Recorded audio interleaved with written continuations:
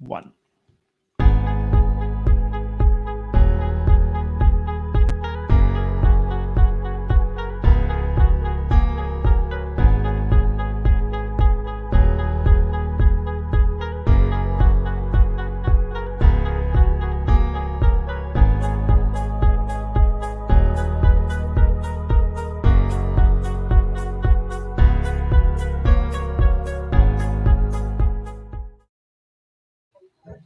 Good morning, Fionians and those of our fans. Welcome to the FioFactor Show on a Tuesday or Thursday morning at 10 o'clock.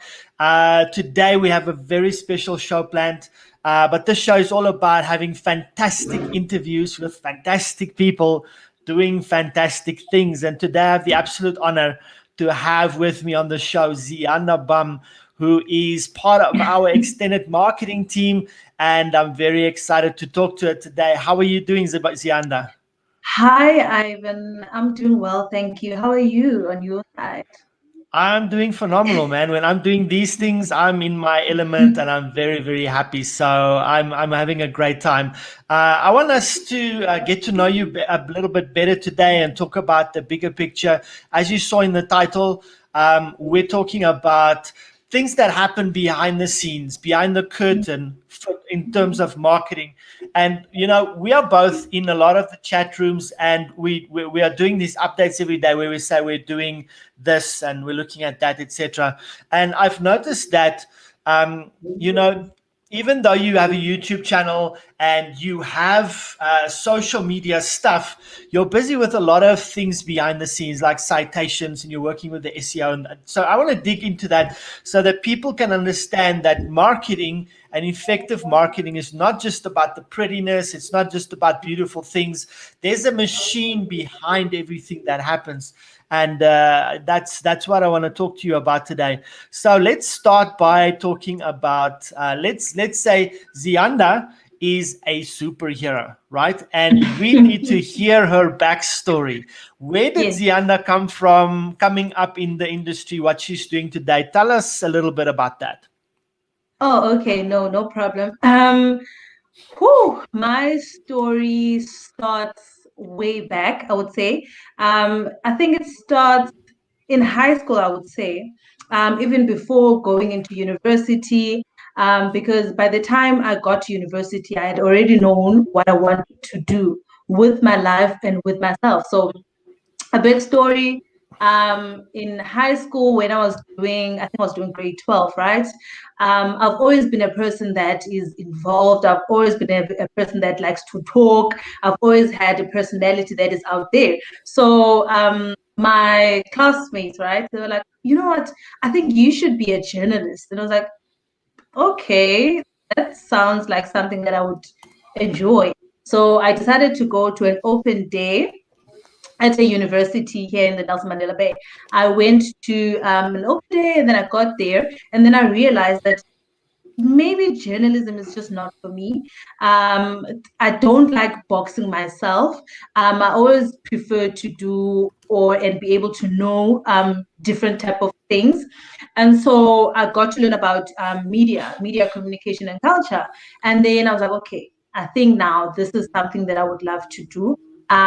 So I enrolled for the course, got to university, and then got into video production. So I wanted to get into the film and video production and TV space.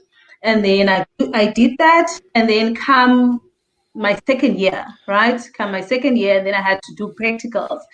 And then I realized maybe the technical side is just not for me, like carrying the equipment, the camera, the mic, and the editing part. It was not something that I enjoyed much. But when it came to the storytelling part, like writing and coming up with characters, personas, and all of that, that was the part that I actually loved most. Fine. Third year comes, and then I was introduced to new media and information technology. So that's when I knew, okay, maybe now this is me. This is something that I think I can do. So I did my undergrad and then decided to enroll for a postgrad degree in media studies. So I did video production with new media and information technology. So I did research on social media algorithms, trying to find out how it works and how it actually affects how people think, or how people, what's the right word, use social media. And then I did that, and then in the same year I was working as an intern at a local TV station. So I did public relations, social media management, and then I was working at the same time. So I think that's where everything for me began. Yeah. That's awesome. I want to dig into some of that story a little bit and ask you specific questions. Yeah. But having studied journalism and being in this team, I'm sure you and Grant have great conversations, especially around, writing and, just grammar mistakes and, having fun with things like that.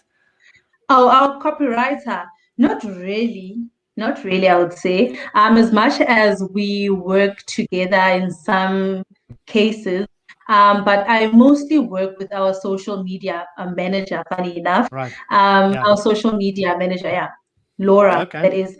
Yeah. We usually come up with personas for clients. We come up with stories on how to sort of market a certain client. So that is something that I'm mostly interested in.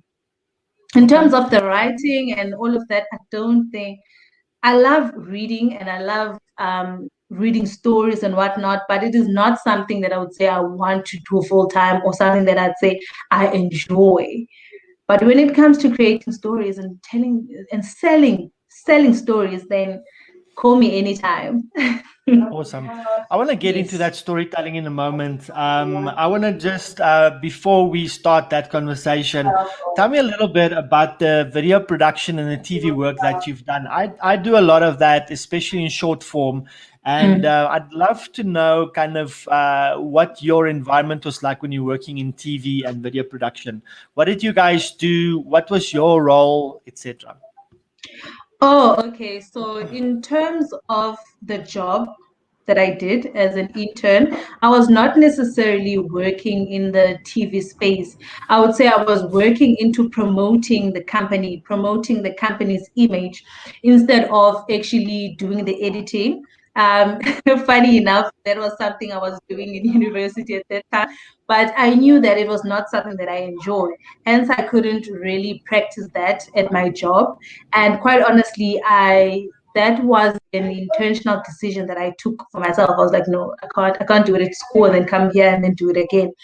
But I got to learn about so much. And I got to learn that, okay, there's no way I would be able to work at this type of environment. I don't think this is for me. And then in terms of university, what we did was practical assignments. So we had to create certain videos, tell certain stories. But one thing that happened while I was still in, I think I was still doing my honors degree that year. Yes. So we were involved in creating a educational slash promotional video for a race course here in Port Elizabeth, right? So it was the third years and the honors class. So, right, I think we were four in my class. So we all had to lead a team of third years to do this project. And then we there was a prize. So there was a prize. I think there was 25,000 rand. There was 25,000 rand up for grab, and then there was another prize. Oh yes, two students would get a chance to win an internship. Right, go to Teletrack Media in Johannesburg and actually experience the TV and the media space. And then unfortunately, I did not win. We did not win the money, but I myself got the opportunity to get the internship to go to Teletrack Media. So we went there it was a fully paid for type of deal. So we went there were two of us. We went there, we had so much fun. We got to learn about some of the things that they do, like the day-to-day things that they do. And yes, it was fun. It was fun, but still it was not for me. it Awesome. Good. While we're talking about video, etc., you've got a YouTube channel, and you're passionate about professional life. I think there's a lot of what you're doing there that connects with what Fio's doing there. You're talking about Mm, career, mm. entrepreneurship, etc. Why is that message important to you? Oh, there are so many reasons behind that. And I was also intentional as to choosing the type of topics that I wanted to cover. So I chose career, I chose entrepreneurship, and I chose academia. And the reason for that is firstly, in terms of the academia space, I want to teach people some of the things that they are not taught and some of the things that they are not told while they are still in university. And I only got to find out about certain things after I left university, and it was a struggle. It was hard. I remember going back to university for, I think it was something, and then I had a conversation with my lecturer, and then I told her life after university is hard. It's very hard. I feel like there are things that we are not taught like practical stuff that we need in order to thrive and strive after university. So that's the reason behind that type of topic. I think same applies for the entrepreneurship and also career part. So in terms of career, I teach people how to draft a CV, how to conduct an interview, what they need to do in order to get a specific job. And then in terms of entrepreneurship, I have a startup company for myself, or I could say a freelance type of business. And then basically share my journey. I share some of the things that I learned, some of the things that that could actually help people in the long run. So that is why I decided to choose that specific those specific topics. Okay. Ziyanda, I want to ask you about academia. I want to ask you a Yeah. question. Um, so let's say I love something and I Mm-hmm. do it fairly well. Yes. Now, do you think I should go and study that I can get a lot of the foundations done, etc.? And the next Mm-hmm. scenario is I'm in university, and now I'm going to apply what I learn afterwards by going to do a job, etc. The third scenario is while I am at university or any tertiary organization where I'm learning something, I work in that field at the same time so I can put into practice what I learn. Which one of those three scenarios is the The, best, do you think? all of them, I would say all of So them. any of them. But all of them, not any, just all of them. But I would say the best one would be the last one. Let me explain what I mean by that. So, in terms of the first scenario, right? What was it again? So, you So, have a so, passion so for I something do and you love it. something, then I go study, or I work after I've studied, or I work while I'm studying. So you, for the first scenario, you basically have experience, and then you want to go and learn the basics of whatever it is that you're doing. Definitely, I always say, learn the basics of whatever it is that you're doing. Like for example, I usually make an example about video production. I always like to make examples about things that are relevant to me because I obviously have insights and knowledge about it. So let me make an example about filmmaking, right? Imagine being a filmmaker and you are filming whatever using a camera, and then you come and edit certain things. Imagine now breaking so many rules of filmmaking and not even knowing what those rules are. So I usually say, you know what, go back, learn about the basics or the basic way of doing something, right? And then when you want to experiment and when you want to make to break certain rules, you would be able to know, okay, this is the rule that I'm breaking right now, and therefore this is what I'm doing, and this is how I plan on doing a certain thing. So the foundation is very important. Learning the basics of whatever it is very important. Even now, like for example, I got into SEO, which was something I had no knowledge of. I'm still doing courses just to learn and understand the basics of SEO, because as much as I would have the experience right now, imagine if a client comes to me and then asks me, okay, so what is this exactly? And I have absolutely no idea what it is. I don't know what it is, but I'm able to implement and I'm able to execute that for you. So that is why I always say, go back, learn the basics, have a foundation, then build. You cannot build a house without having any foundation, because obviously in the long run, it will collapse. Yeah. I Yes. love what you said there. So you're saying go and study what the foundations and the basics of something is. You can even do a master course, but having that knowledge, then when you go practical and you actually go and do it, then you'll actually know, when am I breaking the rules or going outside of the box, but I'm actually being creative and productive instead of being destructive and damaging the whole thing. Exactly. Um, Exactly. And then the second scenario, right? Which one was it again? So the What's the first one was first studying and then doing, or and then studying, doing and then studying, and the other one was doing while you're studying. Perfect. I think the last one, I think I've answered the first two.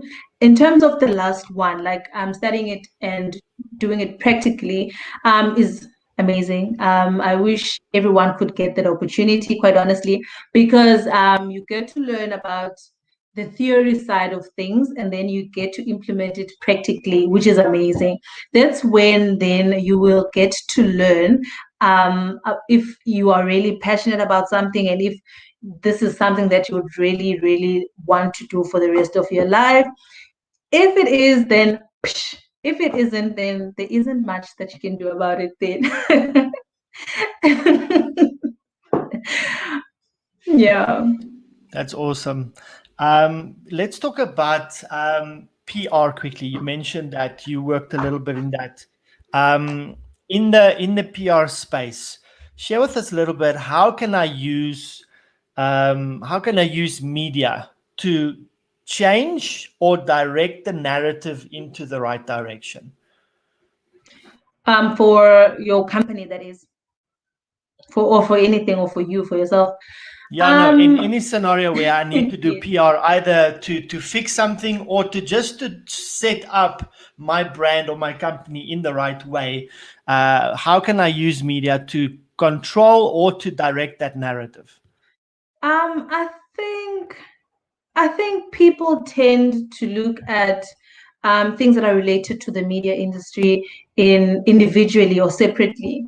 I'm not that type of person. I honestly believe that everything that you do in terms of the media, the marketing, the PR, whatever it may be, it all falls in the same box or in the same story. Like, for example, let's say you have a business, or maybe it's you are an individual, and you want people to know about you, or you want people to know about your story and all of that. You need to sort of have a plan, an overall strategy as to what it is that you want to sell, or what it is that you want people to know about you, right? And then from there, you would be able to know, okay, I first need to start here. I need to first start with marketing. And then I need to move now. I'm like, okay, I've grown, but now how can I promote myself? Then public relations. Okay, I need to have a TV interview. And you need to also be able to know, I would say, an ROI. You need to know exactly what it is that you will gain from conducting a TV interview or going into radio and whatnot. What is your aim? What is your goal? What are you getting from that? So I think it all depends on the plan. It all depends on the strategy that you have for your company. So you can't say, no, I just want to do PR alone. PR has to work with something else. And with marketing, how can you market your business then? So I think I'm answering, but I can't really be specific as That's to perfect. Thank you. how I can answer your question. So I know that you mentioned that you're busy with storytelling in a lot of different ways. Mm, I wanna go and talk to that a little bit. There's a saying in my environment where we say facts tell, but stories sell.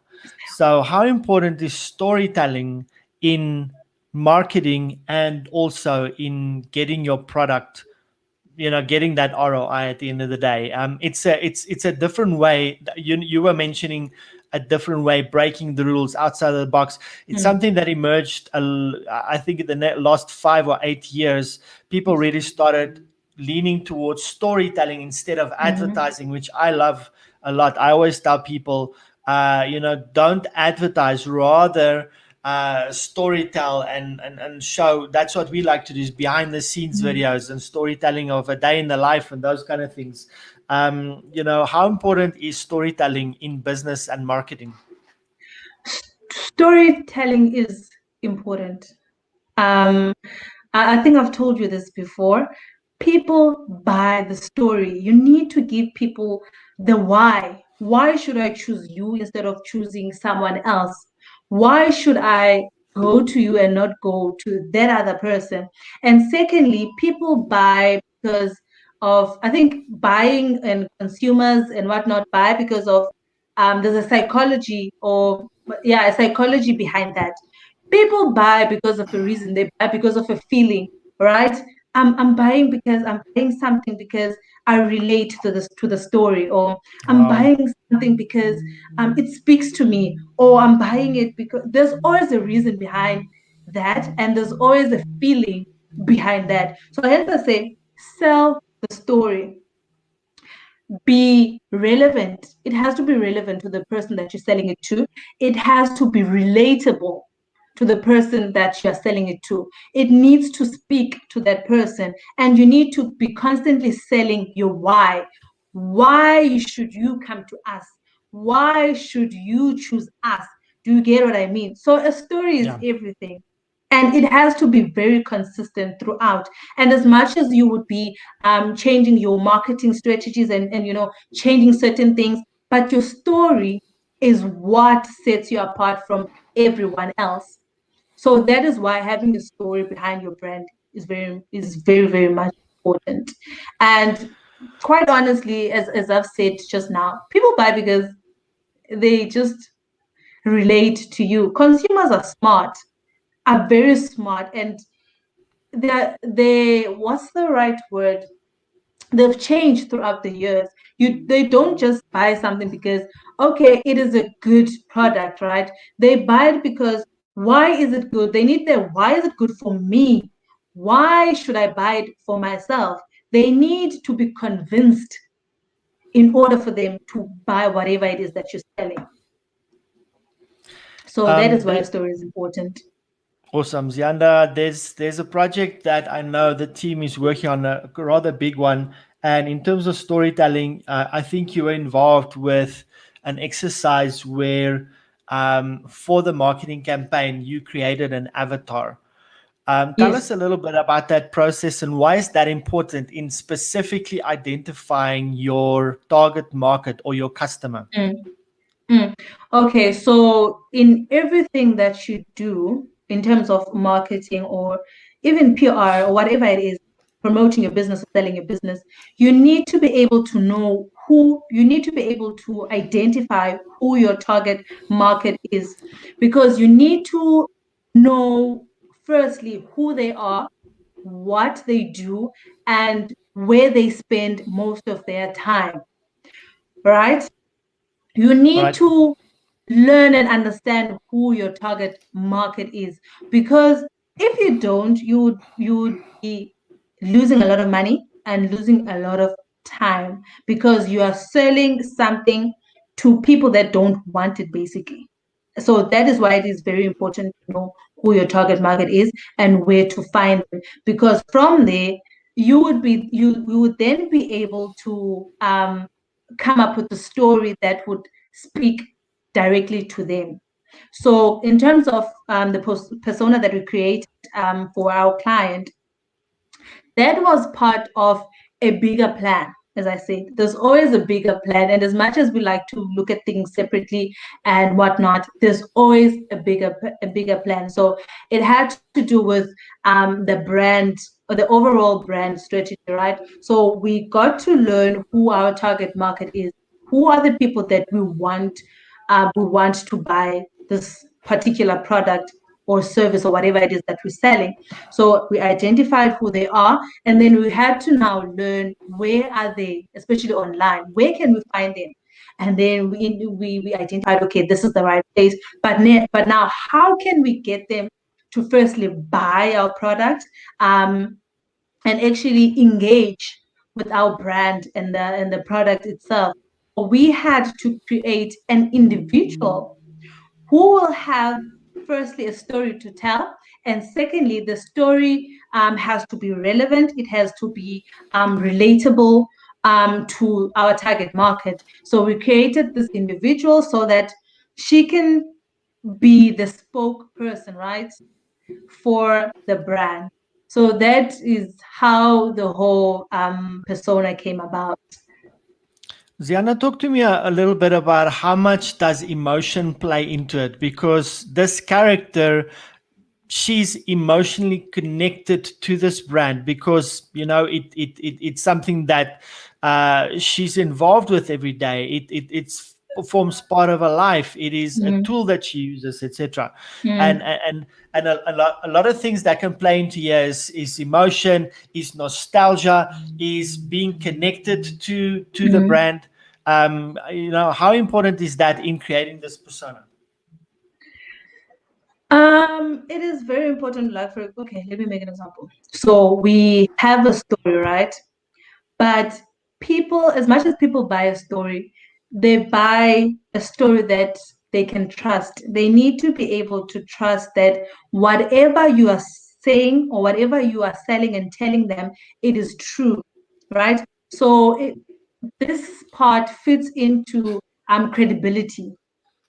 You need to build credibility for your brand, credibility for your persona. They need to be able to trust the person that we are using to tell the story. So as soon as they trust that person, we know that whatever we may introduce after selling this particular product or whatever it is that you're selling now, if we have an upgrade and then we want to sell it to them, we know that they will be able to trust this individual, and they would listen to whatever it is that this person is telling them, and then they will continuously or constantly keep on buying from us and all of that. So that also plays into brand loyalty, I would say. So it's credibility and brand loyalty. Doing an avatar is a fun exercise. We're busy with a radio station right now. And one of the things, once we did our business plan, at first, the feedback that we got is we need to know exactly who our customer or our listener is. And so we're working on this exercise of creating avatars. So the first thing I want to ask you is quickly give us a fun example of what descriptive phrases and identifiers is in an avatar. Okay, so it first has to start with a name. Okay, no, it has to start with this word. I don't want to use it, but it starts with a race. You I need to understand. have I think demographic is a better word. yes. Yeah. Let's use that. Perfect. Yeah. You have to create individual that fits in with your target market. physically now. That's what we're talking about. In terms of the weight, the size, the hair, and whatnot, all of the things. And then now it has to do with the personality. What type of personality does this person have? Are they an introvert, extrovert, and the other one that I forgot right now? Intro, outro. Okay, yes, that other one. So it's basically their psychographic profile. yes, you have to be able to know what type of person they will be, and then from there, that's where now you learn. You have to give them a story. Okay, how did they grow up? What are they doing now? What are their future goals and future plans? And do they have a child? Are they married? Are they single? Are they studying? Are they working? And all of those parts. I think that for me are the most exciting part about creating a persona. So what comes first? Is it first the marketing plan and then the persona, or do you first identify the persona, work that out, and then work out your marketing strategy? I think the latter would make the most sense. No, I think I'm laughing because I don't know. No, there's absolutely no way someone can create an individual without actually having a plan.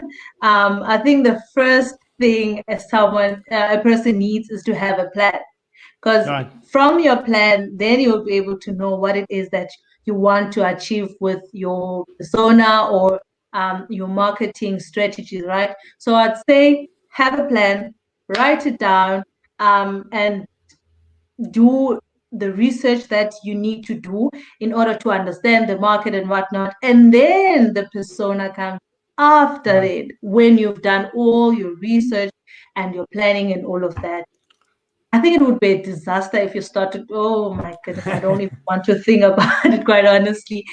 But yeah, you need to plan and then execute. Okay, so those that are listening and they want to market a product or a service, you know what your product and service is, right? You have an idea because you created it because there was a need, or you already have current customers for that. Mm. Then you go and work on your marketing plan, you work out everything, your strategy, your business plan, and so on. And then you go and get your avatar, so you know when you start creating content and creating your voice, you know who you're going to address. Because I think in my frame of reference, where we work with ministries, you can't use a blanket strategy of the larger church, for Mm. instance, and try and relate to the young people. Or you have a man in charge and now he wants to direct the narrative for the women's ministry. Each one of those have different voices, they have different culture, they Mm. have different Mm. languages that they use. And I think that's why that's important. Ziyanda, I want to Definitely. dig a little bit into what does your day-to-day look like? What I see a lot is you do a lot of citations, you work on the SEO a little bit, etc. Mm. What does your day-to-day look like? What are your day-to-day activities? If you were to take a week and say, okay, all the main components I'm going to put in one day. I do citations, I work on SEO, Mm. storytelling. What are some of the components of your role here at Fio? I do quite a lot, but I would say my speciality has to be SEO. That is what I mostly do, but I do venture here and there from time to time. So my day, let me say my week rather. So on a Monday, I know Mondays are hectic because we have so many meetings. We have meetings with the boss. We have meetings with the manager. We have meetings with the entire team, so that we'll be able to plan our week and know what type of task we have at hand. So I start with our meetings, and then that's where I go to learn. Okay, so these are the tasks that I need to do for this specific week, and then from there I choose which one to start with and which one to do later on. So mostly it is citations. Obviously, that is one thing that I work with mostly. and I do citations, and then do some other things for our Fio brand. Do research if I have to, implement citations, do other things, or upload our blogs, or follow up on our website pages, or things that we need to do internally. And then in terms of the client, I do reporting, I do citations, as I've said, and what else do I do? But I do so many other things. And then our copywriter, social media manager comes to me and be like, Ziyanda, I need your assistance or your input in this, and then I have to schedule another meeting, and then we have to talk, and then I have to write things down and all of that. So that is basically how my week goes. It's meetings and then citations and a little bit of everything else. Wonderful. So, I'm still to do a deep dive with one of our SEO guys, but just from your perspective, when people think about SEO, there's those that think about search engine optimization. For a client, it's like, what's the first thing that they say? I want to be on the first page or at the top on Google. And how much is really involved there? I don't think people know. And then there is the people inside of marketing. Also, they are looking at SEO, and they think what's involved there is keywording, but there's actually a lot more involved in that. Can you break down SEO for us a little bit? Things like staying on top of trends and algorithms, working on keywording. There's deep keywords, there's article writing, etc. Just break down for us what SEO is really about, what is involved. Yeah, there's a lot. Even myself in the beginning, right? I thought, oh, SEO, okay, you just do whatever it is that you need to do and see yourself at the top of a page. And I forgot the part that everyone wants that for themselves, right? So it is very competitive, and there's just so much that goes into doing all of that. And then when I got into doing it, I then got to learn, okay, there are internal or on-page things that you need to do for your website in order to appear at the top. And then there are external factors that influence or can affect your ranking when it comes to a search engine, right? And then on top of that, right, there are, in terms of the website, there are there's a content side, and then there's a technical side of that. That's when I realized that, okay, no, there was absolutely, I was fooling myself in the beginning. There are a lot of people that need to be involved into doing all of that. Even for one website, there has to be someone that's really strong in terms of the content and the on page, and then there has to be someone who's very strong when it comes to the technical side of things, and then there has to be someone who's strong when it comes to the external factors that influence your ranking in a search engine.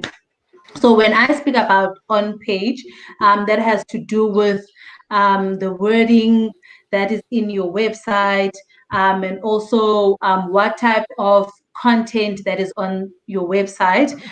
Can Google understand it?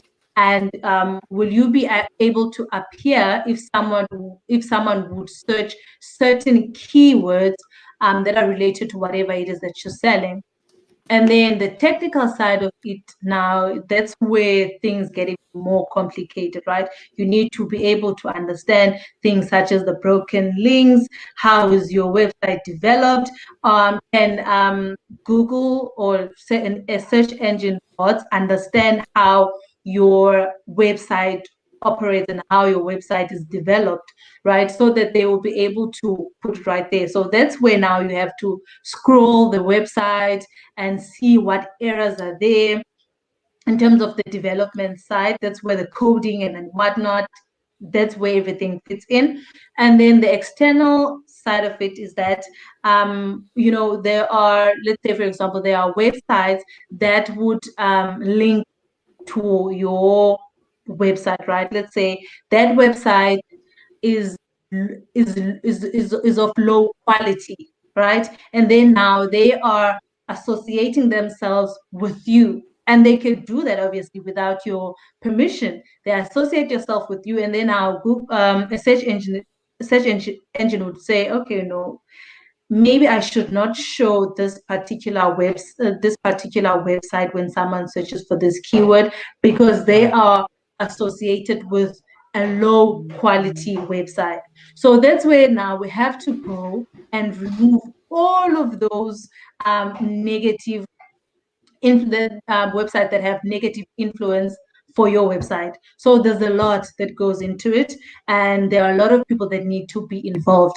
Even our copywriter, when it comes to creating blog articles, our copywriter is involved, and then there's someone else, and then so there's a lot. There's really, really a lot that goes into it.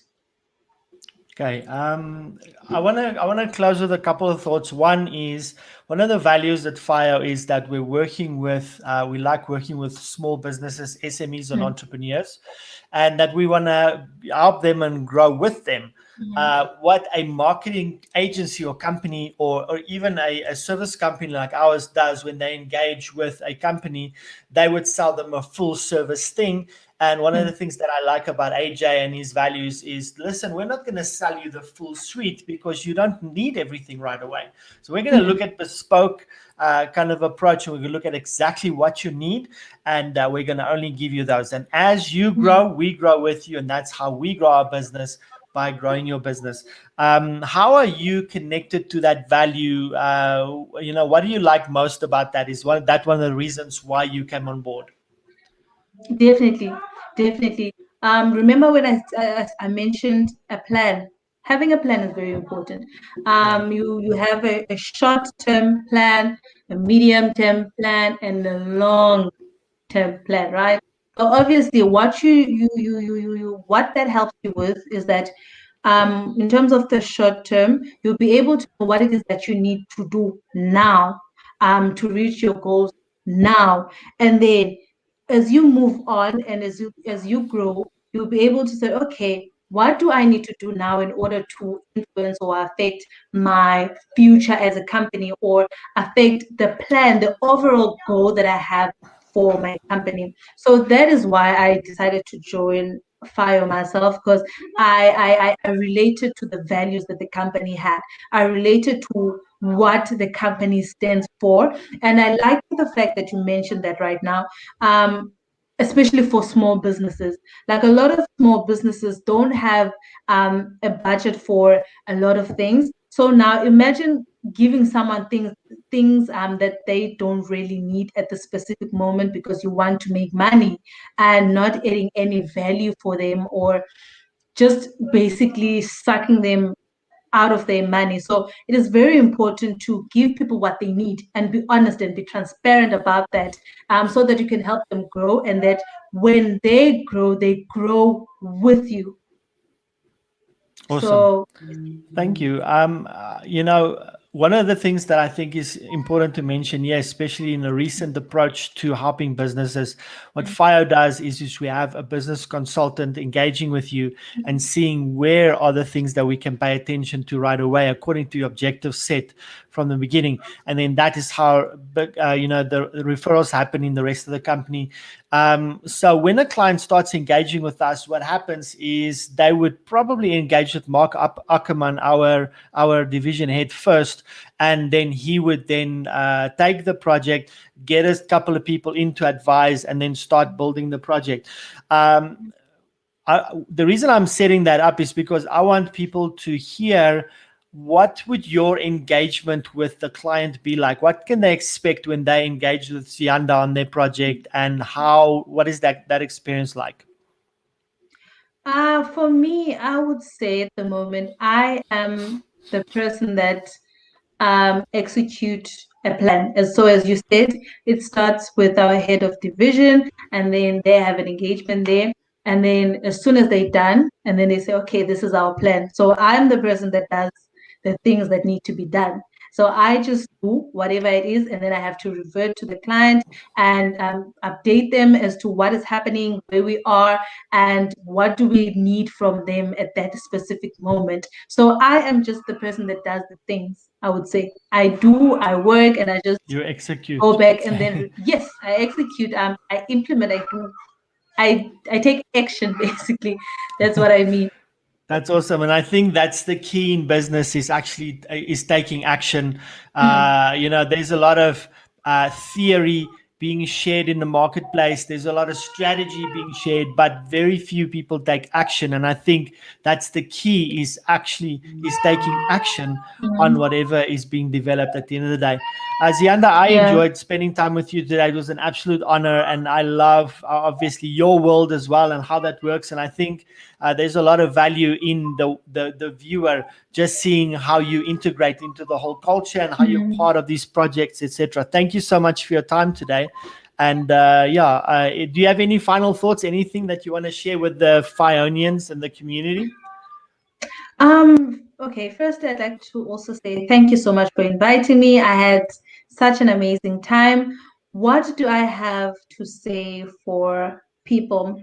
The only thing that I have to say is just do it. Do whatever it is that you want to do with your life, whatever it is that you want to do with a career, just do it. Do it. Do whatever makes you happy in this life. So that's the only thing that I have to say, quite honestly. Just do it. Take action. Just do it. Take action. A message from Ziyanda there. Thank you so much, Ziyanda. I appreciate your time and being involved here today. To our viewers and listeners, there was a couple of prompts right through there. It's on the screen. We'd greatly appreciate if you could share this on your platform or your profile with someone that can benefit from this discussion, and also tag someone in the comments if you think they'll find value in that. And also throughout the show, if you have any questions, please post them below so we can address them and answer them for you. Thank you so much for watching, and we'll see you again next week, Thursday at 10 o'clock.